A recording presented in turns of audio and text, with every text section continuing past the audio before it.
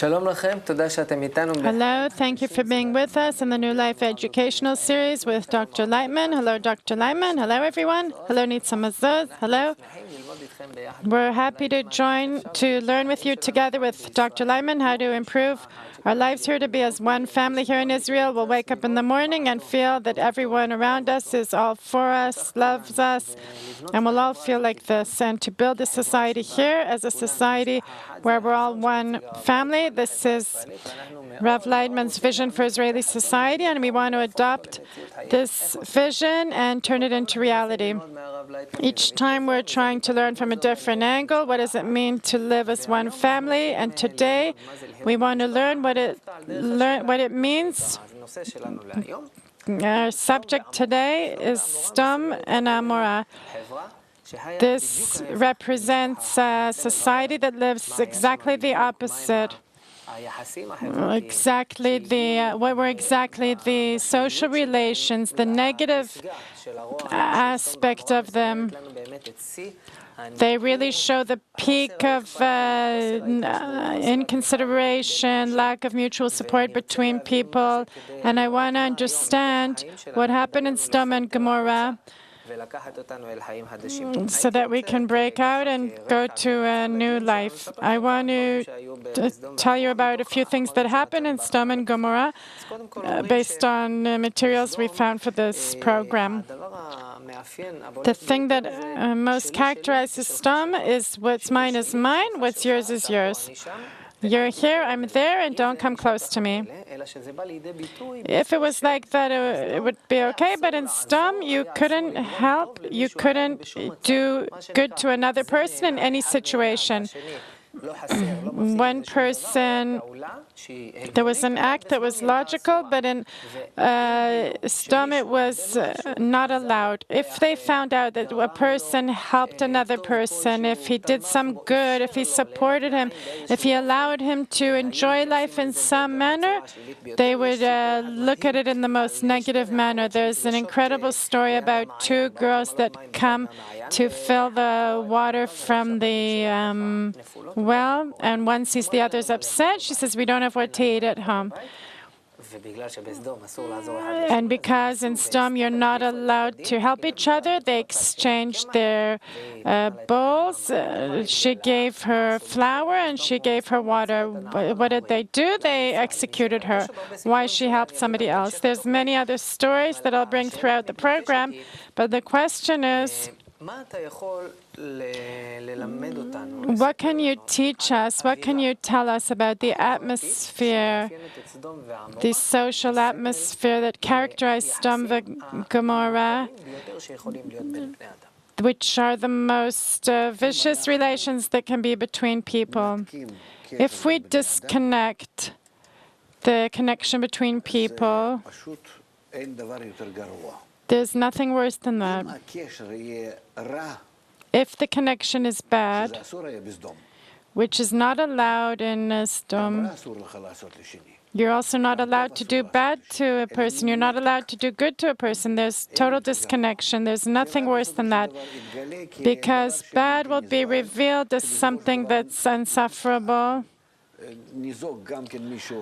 And it also has to do with who gave and who took and the person it's done to. And at the end of the day, it brings people to a connection. Like after a war, there's war, there's agreements, there's peace, like there always is between people. We see that the journey to correction is always includes all kinds of acts like this or like that, but it always comes down to a connection. They even say that people run into each other. It's like this or like that, but that all actually renews and deepens the connection. They get into each other's lives. That brings an improvement of the system, either in a good way or not such a good way, but it improves the system at the end of the day. And Sodom is a dead situation. Therefore, they talk about the salt that Lot's wife became, a pillar of salt, that a thing like this you can't do anything with except to transform it. that you can't do anything with the situation if there's no connection between people. That's the worst situation. So we see that since then and onward, the world starts to advance. Even though there's a bad connection between people in most cases, but it's still its development. The situation of Sodom is no development. It's in opposition to the system, the general system that's integral, global, where everything is connected to each thing in a total way. And then humanity also, at the end of the day, has to develop to that same state, to that same form, where everyone's connected to each other in a manner that there's no such thing that you discover that if I do something, of course it impacts everyone, and that's how everyone impacts everyone. According to our development toward nature, each time we're developing to a form where we're more and more connected. We're discovering ourselves more and more connected. Therefore, Sodom brings the example. It's stopping human development, and therefore we cannot agree with it. This form is the worst form of development, because even in a bad form we can't develop toward balance with nature. This is Sodom. Therefore, this thing does not exist. There's an entire philosophy that if I actually see that my nature is bad, and that what I do at the end of the day I'm causing bad to everyone, let's organize things that we don't cause anything to the other person. We don't cause anything to the other person, not good or not bad. But rather, I'm doing my thing, you're doing your thing, and there's complete disconnection between us. That's apparently the best thing. If we can't use our nature as good, let's not use it at all. Because why do we need to go for bad? There's some kind of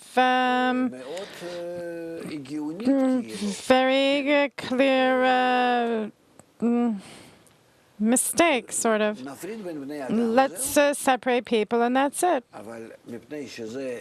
But because it's against the general plan and the goal of creation to bring the human race into balance, that all of nature is attracted to balance, just man has to reach it consciously and understanding, and with his desire, then of course Sodom gives us an opposite example of the process, even a bad attitude to the process. But at the end of the day, it brings us to good. In every situation that it advances a connection between people, even a bad connection, at the end of the day, it gives birth to something good.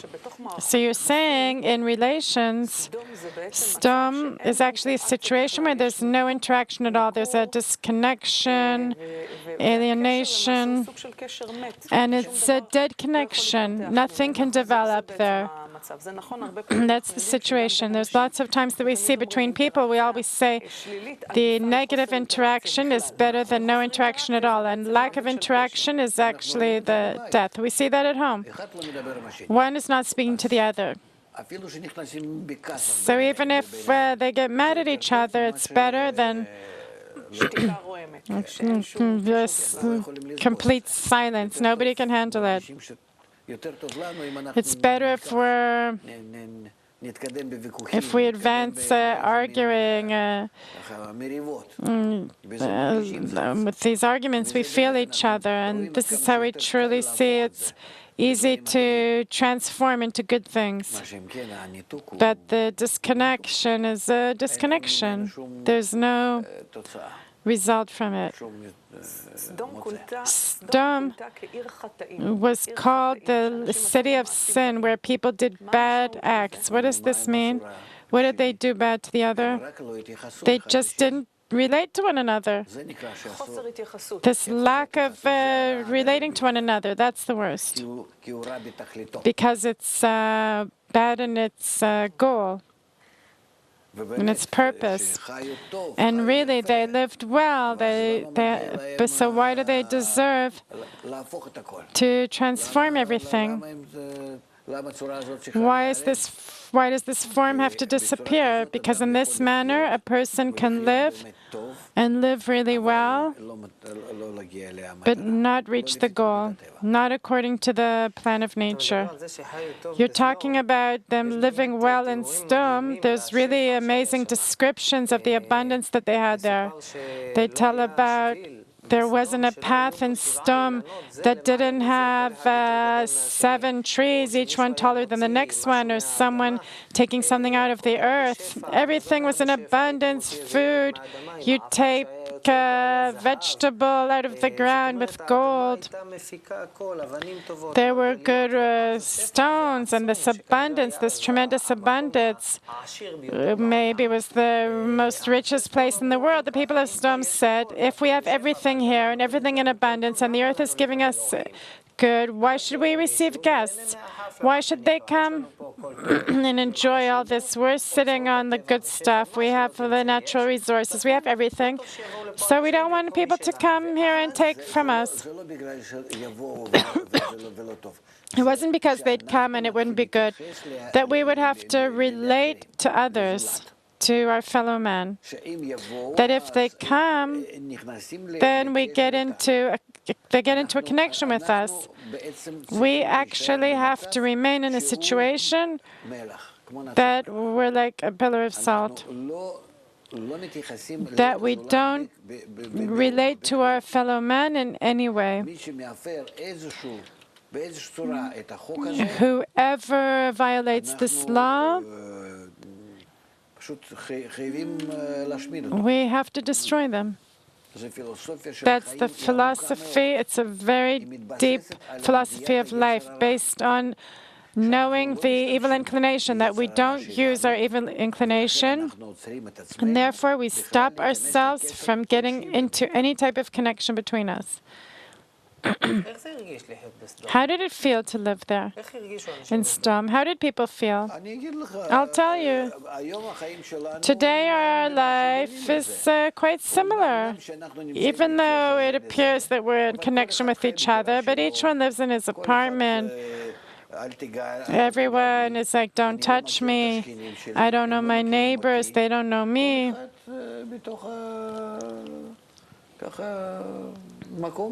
Everyone has their own spot, and that's how they want to live. There's just no choice. Nature is against it, and therefore it's coming down to us more and more, the integral system, and showing us how we are connected to each other, and to the extent that we build systems, isolation systems, to isolate ourselves, we're not succeeding. Because the general system that we're all connected to everyone is becoming more and more revealed. Look what's happening in the world with this whole financial crisis. How much they want to disconnect. Each one wants to live in his country. The main thing is, don't touch me, I won't touch you, we'll live quietly. Everyone agreed. Everyone agreed to that stuff. It's like the human slogan is, live and let live, leave me alone. You live there, I'll live here. It's a very nice agreement, general agreement. So what's wrong with it? So why is it called the height of the evil nature, human nature? It's like, don't you sit in your, it sounds like a dream. Go stay in your corner and don't bug me. The only problem is that nature has a trend to bring us to the complete mutual connection as one man with one heart. What can be worse than Sodom? toward this goal. Sodom doesn't sound so bad to me, but toward the goal that we have to become one man with one heart, friends, love of our fellow man, altruism. Nature is advancing us toward that, but we don't want to be friends. The fact that you don't want to, I understand, but we don't have any choice. And since this is opposing nature, then it's disappearing. This philosophy doesn't exist. Even though today we're trying to fulfill it as much as we can. Today, if you get to some court and say, I'm not harming anyone, I'm not touching anyone, I'm living my life. God forbid, whoever knows me. Does anyone know me? No. Do I know anyone? No. They say in the court, good for you, go home. We're living in the state of Sodom. This is how we want to live. We're not really capable of it, but because we built our life in a way that we're all connected to one another, but actually, it's our desire. So the Sodom in our time really exists. And apart from that, even worse than Sodom, because we are building our happiness on the suffering of others. And that we can argue, we're being punished for it or not. Depends to what limit we can talk about taking advantage of our fellow man. The prophet Yechezkel, when he's talking about Sodom, when he's talking about their sins, he's talking about the problems there. They neglected the weak, and they didn't give to the poor. They don't want to know anything, not the good, not the bad, what the people have. I'm disconnected from the people. They're dying of hunger. I can't help them. How is it possible? You understand that the approach to life, no one has anything to do with anyone else, like you have today. Today, you want to close yourself off in your house, close the door with a big lock. Everyone has all these bars on the windows. Do you have at home? Of course. You have a steel door, double. So you're in Sodom. You also put yourself into a prison. Prison is like this, with a lock and bars on the windows. You put yourself into this situation, and you don't want to be connected to anyone. And suddenly guests came to you. What are you going to do? I'm not going to open the door. You want them to disappear. No one should ever knock on the door. Every child has a key to get in. If he doesn't, I'll open the door. Anyone else, from now until the end of my life in the building, I hope nobody knocks on the door. But I'm in a trauma because I'm from a settlement. And in the 15 years that I live in the city, that's how I feel. But it's not just any guests. It's someone who's weak in his definition. He's missing something. He needs something. God forbid somebody should knock at his door that he needs something. It's on the way to correction. Sodom, they're saying only one thing. I'm not relating to my fellow man. Not for better, not for worse. What everyone deserves, they receive. There's an upper force. He's bad, it's fine. There's someone that's managing reality. I don't have anything to do with it. What do you want from me? Who am I? Why should I start doing something? God is ruining things, or doing good, or doing bad. I have no license to get into that. Where am I obligated to? It's not written anywhere. I have this Torah. I accept this upper force as determining everything, and I can't complete it according to my brain. If he made me, so let them make a charity office there, social. Why should we help the poor? Why should we even deal with any people? Why? Did you have situations? There were social groups in humanity that were worse, that they used to kill the elderly. The kids that were born not so healthy, they would kill them. There were cultures much worse than. So today our situation is not so bad. First of all, you pressured me. You said I'm like in Sodom. I don't want to open the door to anyone, and I don't want anyone to knock. But I want there to be social security. Of course, because you're profiting from it, not because you're helping someone, because it's not so that they don't become a burden on you. I don't care about the burden. If I'm from Sodom, let them die. But I, for myself, I'm interested in there being a society that will look after me when I can't, and therefore I pay.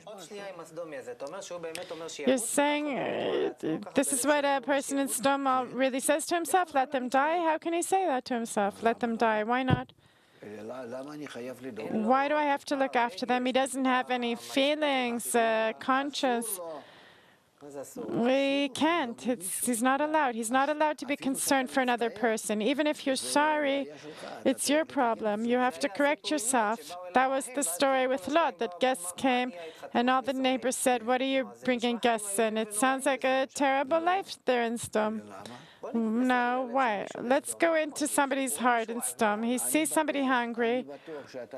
I'm sure that you'll find lots of settlements today, all kinds of places, that they'd want to advance like that in their life, to exist like that. How?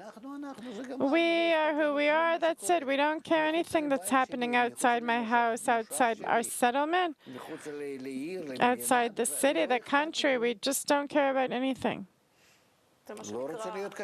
I don't want to be connected to it. And it's not called evil here.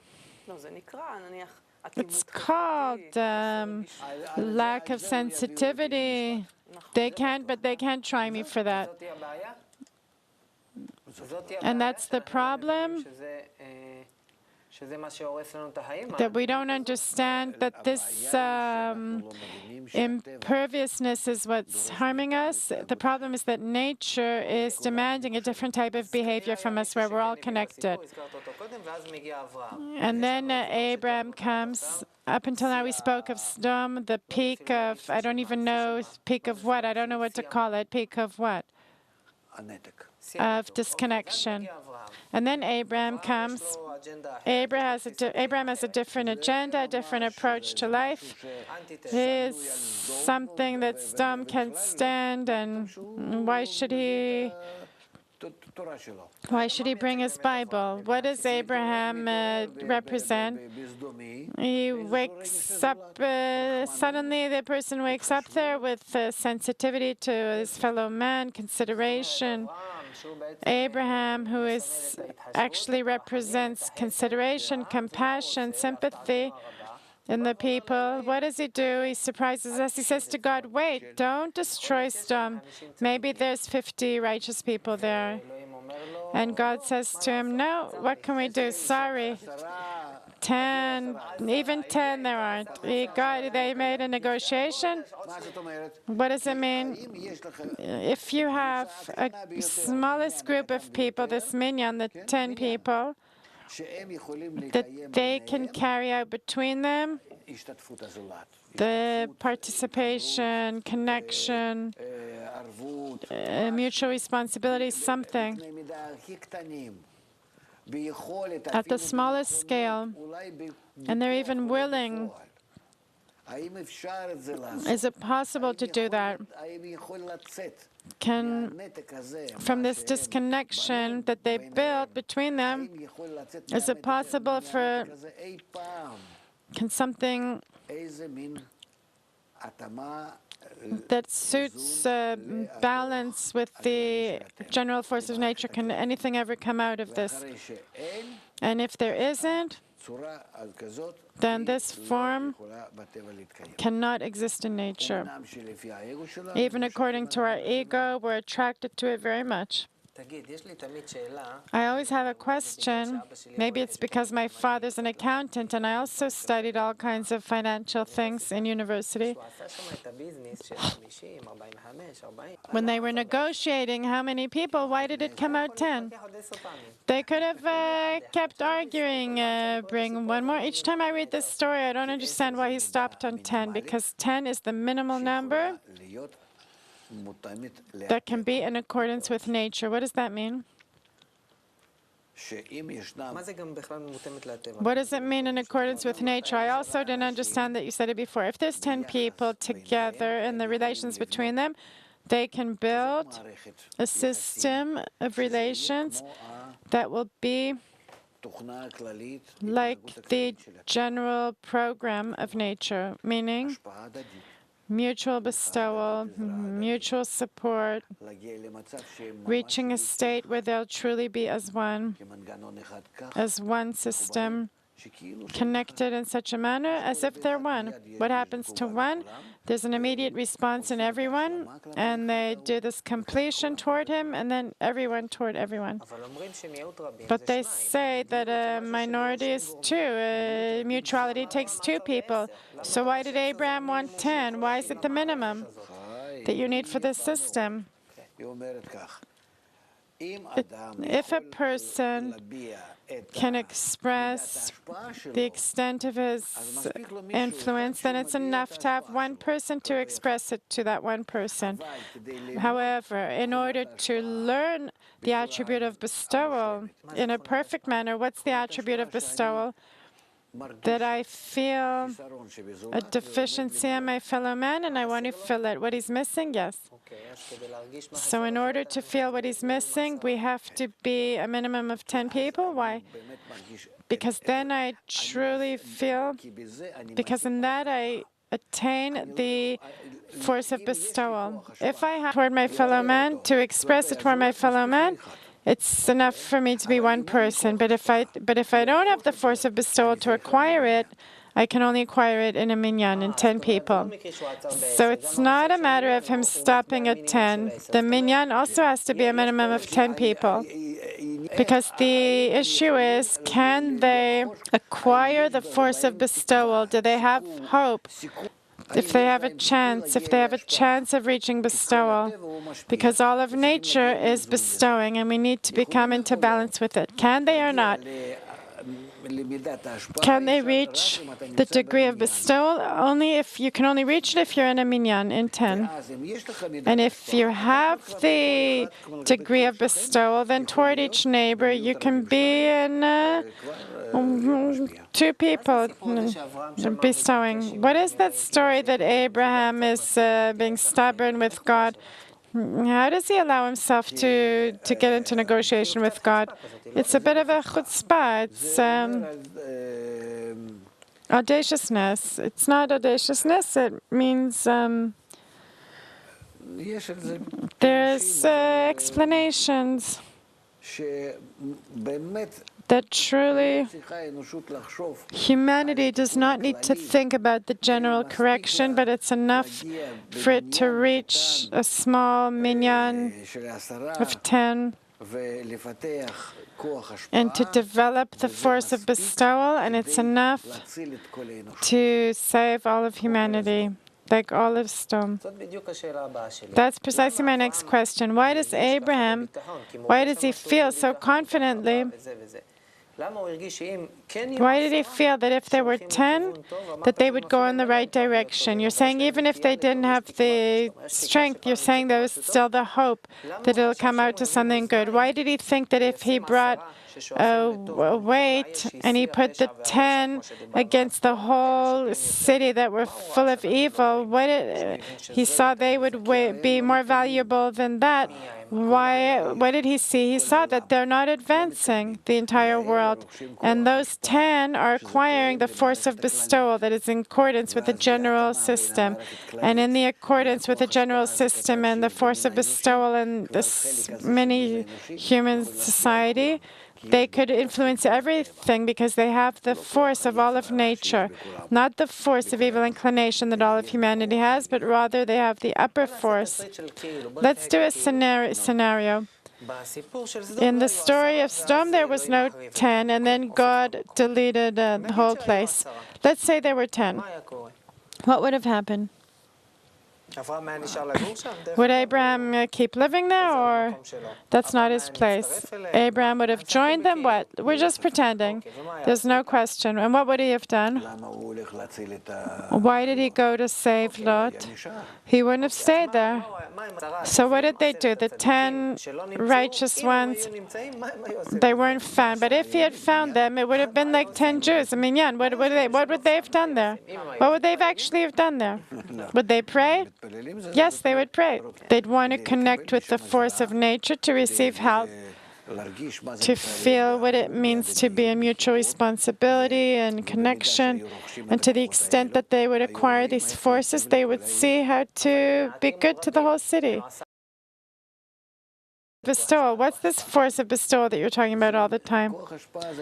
It means that I begin to see your lackings, and you will never be able to fill them. My lackings, the things that I'm missing, and each day you're missing more and more, despite you apparently advancing.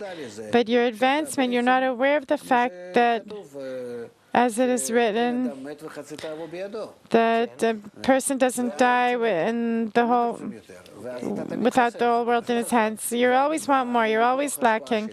And then I come with my force of bestowal, and I can fill those deficiencies. What magic is that? Because I can teach you how to be happy, how to be fulfilled, how to be happy, full, complete,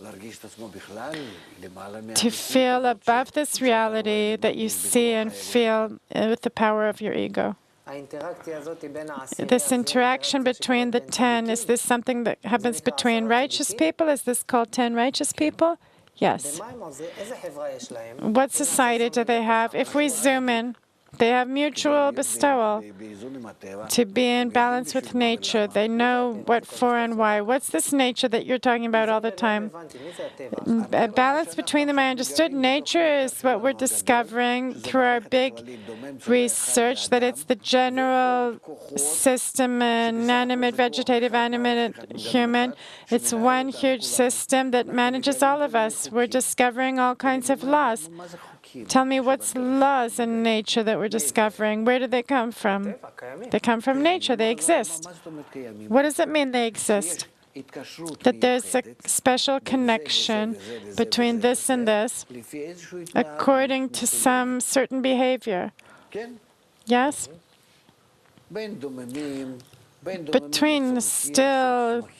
Between plants and animals, there's all kinds of forms of behavior, and these forms of behavior of connection, they're types of connections of the mutual system. And this system is always maintaining itself in balance, completing itself all the time. And we're inside this system, and it's as if we don't understand where we are. And we're discovering in nature each time more and more complex laws, and also during the last period we're discovering different connections between each part of the system, and at the end of the day it's a system. We built a system, an economic system, for distribution, international tax, all those systems. And what do we see from this? That the system that we built is not being carried out. But there is connection there. There's not in connection. Everything is based on connections. So why do women who are connected don't work? Because we don't know how to connect properly. So you're saying there's a situation of disconnection, and there's a place in the middle to learn how to connect properly. How can we learn it? We need to learn from nature. How? What can we learn from nature? What's the correct function for getting along? We need to build a minyan, like Abraham said. we need to begin connecting between us in the minyan, in the group of 10, in mutual bestowal. That's the formula. In mutual bestowal, mutual participation, with love, that each person feels the deficiency and everyone is willing to work on that deficiency. That's how you learn the laws. We can't learn these laws at the level of inanimate, vegetative, animate, human. We learn that everything's connected. Okay, so what? How do we learn how we need to be connected? Only according to the laboratory that we're doing ourselves. That's why, yes, there needs to be at least 7 to work with. Because if there is, then there's a chance to save something. Sodom it's like all of humanity. So if there's no group of 10, then there's nothing to do. There's nothing to transform.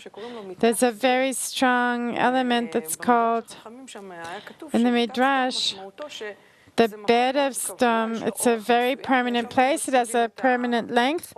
And there,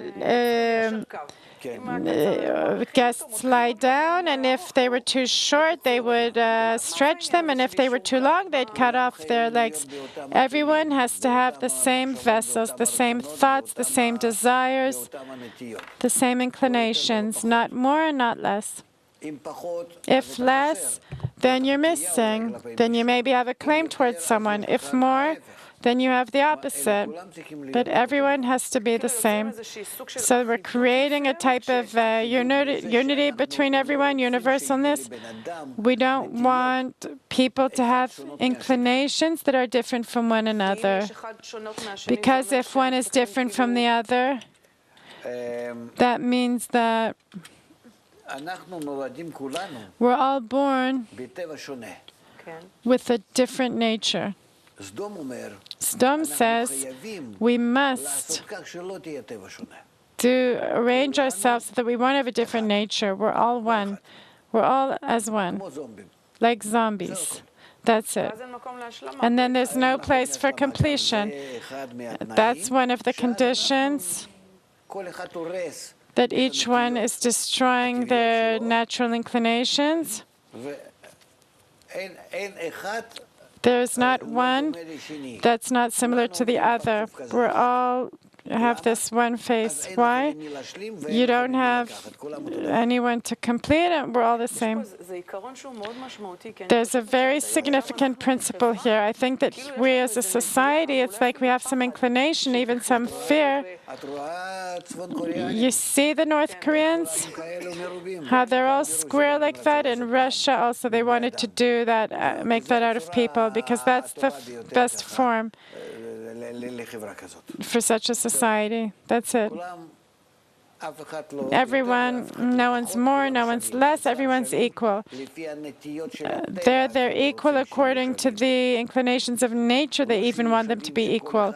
Not equal that each one will give as much as they can to the other, that each one will give the maximum to the other. For each person, it's a different maximum and in a different way. Then it's called everyone being equal. No, they want to be equal in their foundations, because the fact that we're not equal from the side of nature gives us the opportunity to complete one another, to be in connection with one another. And they don't want the connection. You know how to draw, and I know music, so I come to you with music, and you come to me with a picture. No. But no music and no drawing. Everyone has the same. We have to cut even those same natural inclinations that were built in us in order to bring about a connection. So in our relationships between us, it appears that we're creating some cube, and inside it, we're cutting people's wings off. There's an expression like that. It's like, don't think too much, don't be too much, think inside the box in a closed manner. So why am I bringing this up? We're not inclined to think like this in a normal modern society, quotation marks. Also, We each have our own way of doing things, and it's also it's hard for us to accept others, because if they're different than us, it's only on the condition that we're yearning for connection. Because if we're yearning for connection, then we each have space in each thing that we excel in, and we're not compartmentalized. So we're encouraging this wide variety of people in the society, yes, because everyone's benefiting from it. And how is this expressed? What does it mean? If we're all connected, then I have attributes and capabilities of everyone. They know more than me what I'm missing, each one with his attribute, and they come and complete me.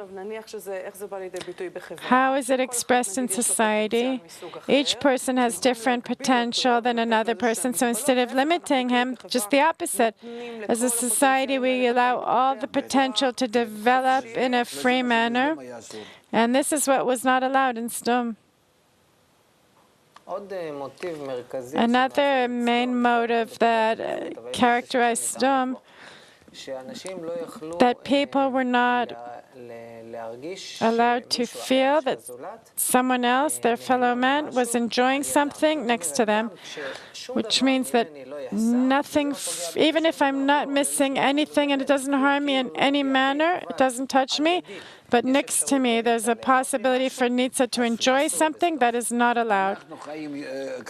We live close to one another. This is you and this is me living together. Here a tree is growing, and suddenly it gives you some shade.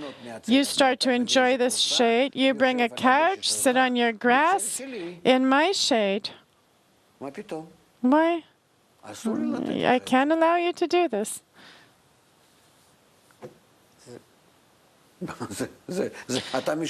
You're using my shade. So this is called the degree of Sodom, that I just don't agree in any manner, even if it doesn't harm me, that you will have something good that I don't have. How can I give you something? How is it possible that I'm giving you something? I'm not allowed to give you something, but it's really human. It's very human. In that we maintain the continuation of our life, that no one can claim anything from anything else. That's what they thought in Sodom. That's their approach to life. So it's truly, if we're egoistic, it's better that we don't touch one another at all in any way.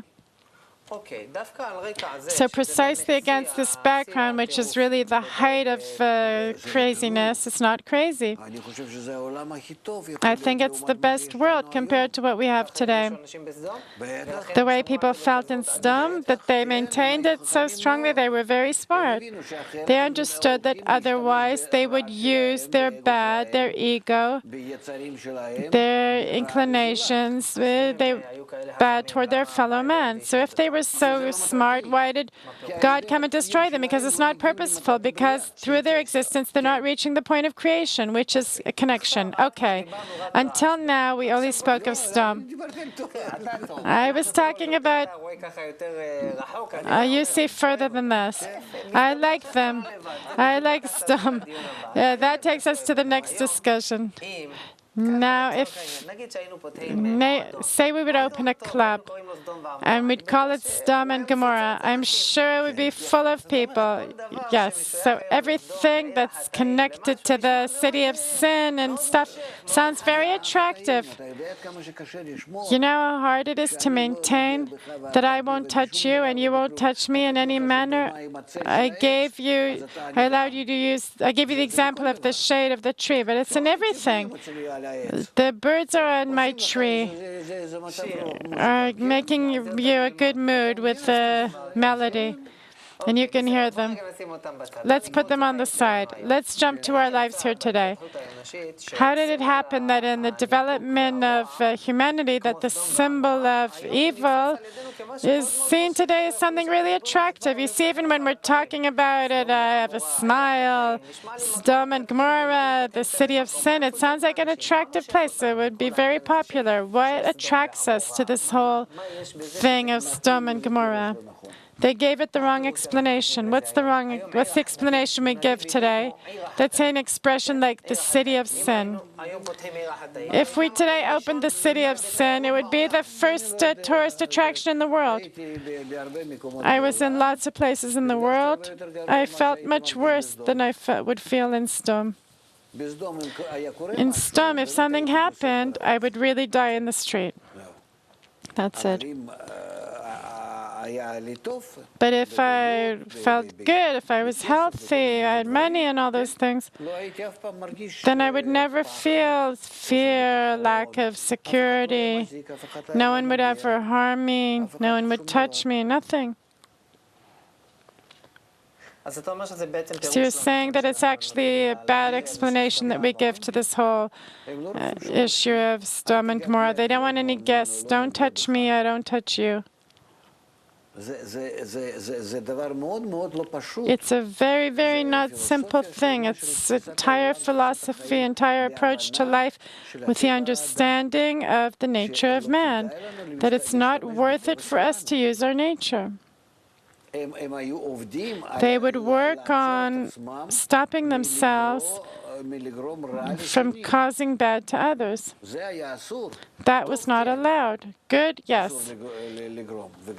You're not allowed to cause good, and you're not allowed to cause bad, because you can't have one without the other. So there's a very interesting, I see how we're inclined to define this. What was the world? Was Avram arguing with him because he's claiming that there's no bad, that any bad that is revealed is for us to rise above and begin to relate good to one another, that bad is simply the revelation of the lack of good. What? I lost you. Sodom are disconnected completely.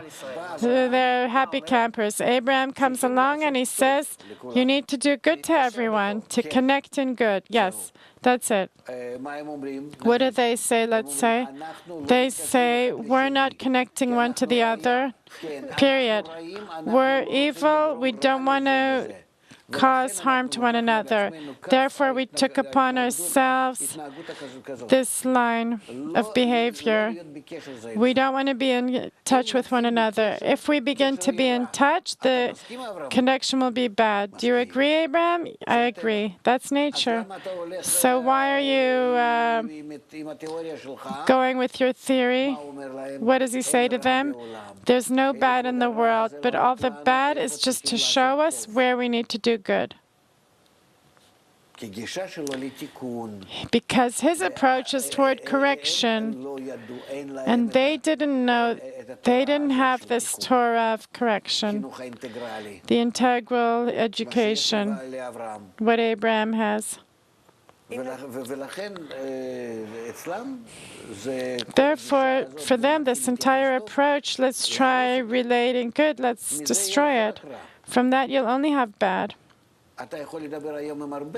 Today, you can speak with a lot of people in the world, religious and secular, precisely with religious. Try and ask them, and they'll say the best thing is that this is separate, and that's separate, and that's separate, lots of departments.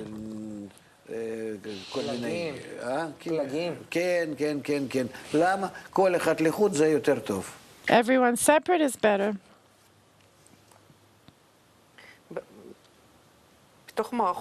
Inside our relationships, the subject of connecting and disconnecting,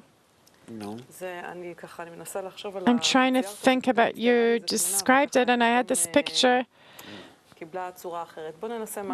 Let's try something else. Let's say I had to teach. I go into a classroom of kids and I have to teach them now a lesson about Sodom and Gomorrah.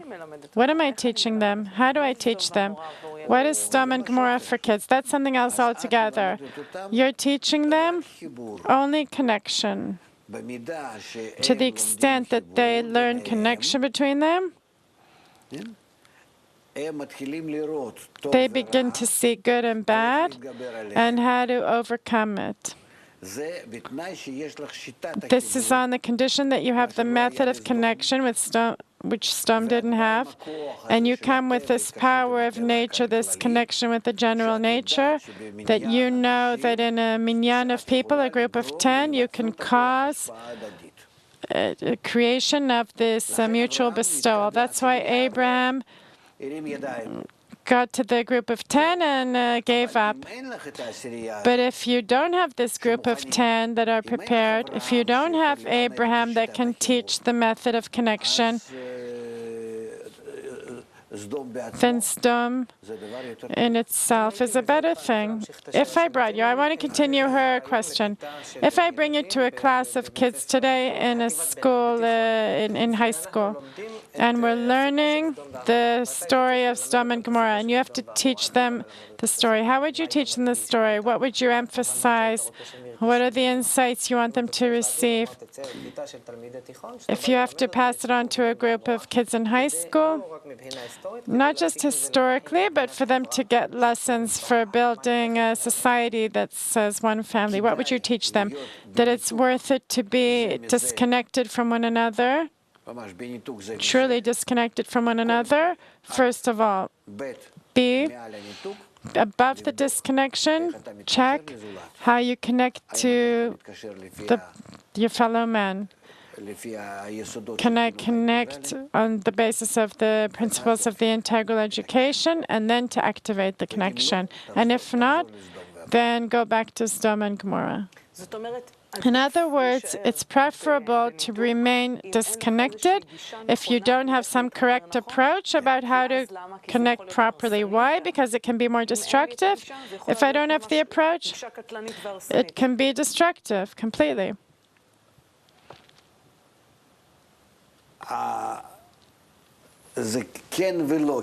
Yes and no, because there's no bad without good. It doesn't give me a specific example what to do. We do act like this. We want to isolate people who are fighting. But actually, we're already in a situation where, with the approach of correction, we can go anywhere. But again, the world that is advancing to Sodom and Gomorrah is always advancing to more and more bad. Until the revelation of evil, we will be obligated to do corrections and reach good. But actually, this whole descent is worse than Sodom and Gomorrah itself, but it's impossible. What did Abraham say?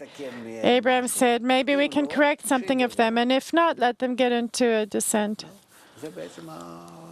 That's actually,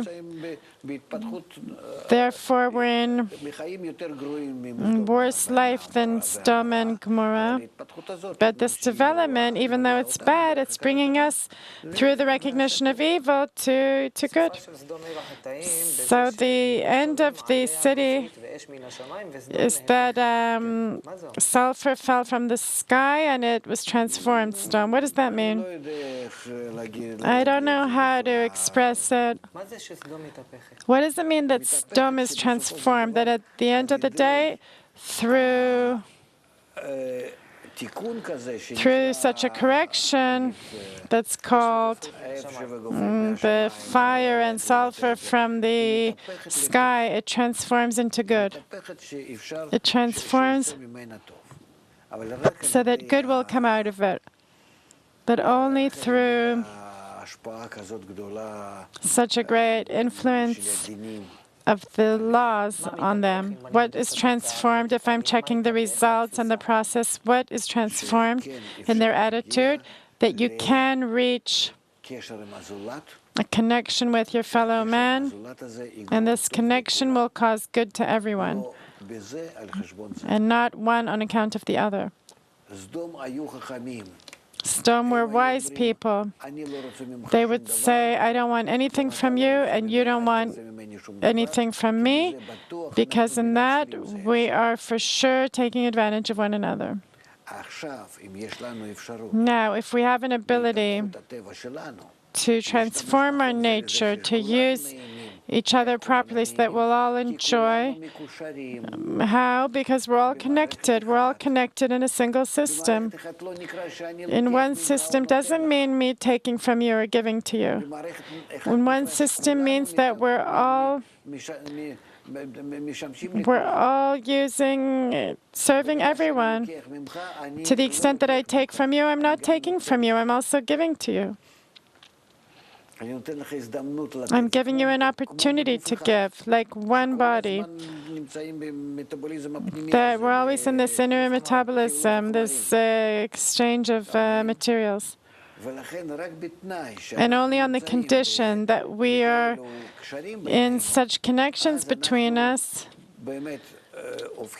then we really transform Sodom and Gomorrah to a new life.